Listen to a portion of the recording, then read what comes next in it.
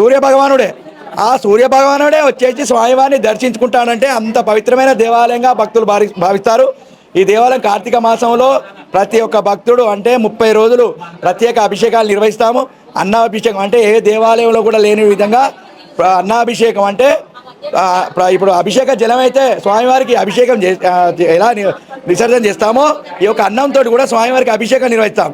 అంటే అంత పవిత్రమైన అన్నాభిషేకం చేసి అది కార్తీక పౌర్ణమి అనగా ఈరోజు సాయంకాలం ప్రదోష భోజనం అంటే 30 రోజులు భక్తులు ఉపవాసం ఉంటారు కాబట్టి సాయంకాలము ఆ అన్నాభిషేకం చేసినటువంటి ప్రసాదము భక్తులకు ప్రసాదంగా పెడతాము. అంటే అంత విశేషంగా ఈ స్వామివారికి అన్నాభిషేకము నిర్వహించిన ప్రసాదం కోసం సాయంకాలం కూడా భక్తులు విచ్చేసి స్వామివారి అలంకరణ అంటే ఏ దేవాలయం కూడా శంకరునికి అలంకరణ ప్రత్యేకంగా ఉండదు.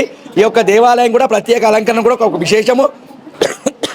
అంత పవిత్రమైన దేవాలయం కాబట్టి వరంగల్ ప్రజలే కాకుండా చుట్టుపక్కల ఉండేటువంటి అంటే కరీంనగర్ కానివ్వండి, హైదరాబాద్ కానివ్వండి, ఇలా పలు జిల్లాల నుంచి కూడా స్వామివారికి వచ్చేసి ఎంతసేపు అయినా కూడా అంటే ఓపికగా వాళ్ళు నిలబడి స్వామివారికి ఎంతమంది భక్తులు వచ్చినా కూడా స్వామివారికి వాళ్ళు తెచ్చుకున్నటువంటి పంచామృతం కానివ్వండి, ఒక చెంబడి నీళ్లు స్వామివారికి ఓం నమ శివాయ అని పంచాక్షరి చదువుకుంటూ అభిషేకం చేసుకుంటారు. కాబట్టి ఇంత దూరం భక్తులు వచ్చి స్వామివారిని దర్శించుకుంటారు.